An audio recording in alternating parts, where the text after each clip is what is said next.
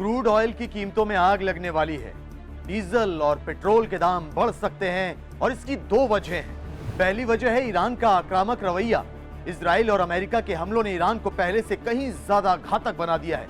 Iran ने middle east में America के मित्र देशों को निशाना बनाकर हमला बोलना शुरू कर दिया है। ईरान का मकसद इन देशों को चोट पहुंचाकर तेल के खेल में आग लगाने का है। अली खामेनेई की मौत के बाद ईरान की सेना ने दुबई में दुनिया के सबसे बड़े ऑयल टैंक अरामको पर अटैक किया। तो ईरान की ओर से किए गए इस ड्रोन अटैक के बाद अरामको को अपनी रास तनूरा ऑयल रिफाइनरी को बंद करना पड़ा। गौर करने वाली बात यह है कि इस ऑयल रिफाइनरी के बंद होने की खबरों भर से ब्रेंट क्रूड ऑयल की कीमतें 9.5% के करीब बढ़ गईं। हालांकि हमलों के बाद ऑयल रिफाइनरी में लगी आग पर काबू पा लिया गया, लेकिन इस अटैक ने एनर्जी इंफ्रास्ट्रक्चर को लेकर कई सवाल खड़े कर दिए। सवाल यह कि अगर ईरान टारगेट करके ऑयल रिफाइनरीज पर हमला करेगा तो क्या होगा? तेल की कीमतों को कंट्रोल कैसे किया जाएगा?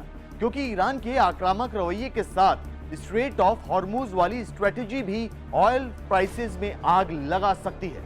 दरअसल युद्ध शुरू होने के चंद घंटों के भीतर ईरान ने स्ट्रेट ऑफ हॉर्मुज को बंद करने का ऐलान कर दिया, जिसकी वजह से सैकड़ों जहाज वहां फंस गए।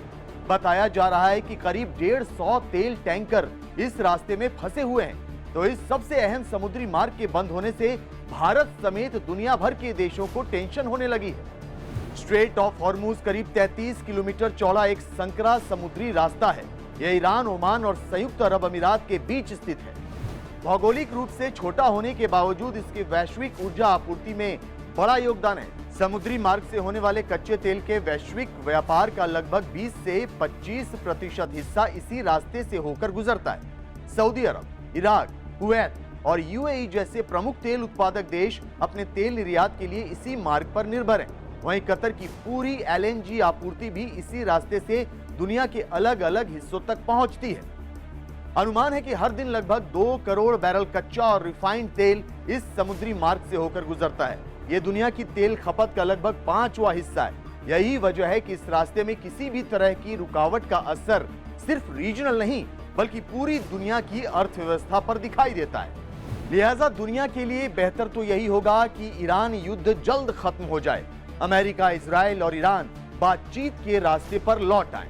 अली खामेनेई की मौत के बाद ईरान ने जो बदले की कसम खाई है उसे दुनिया में शांति के वास्ते तोड़ दे।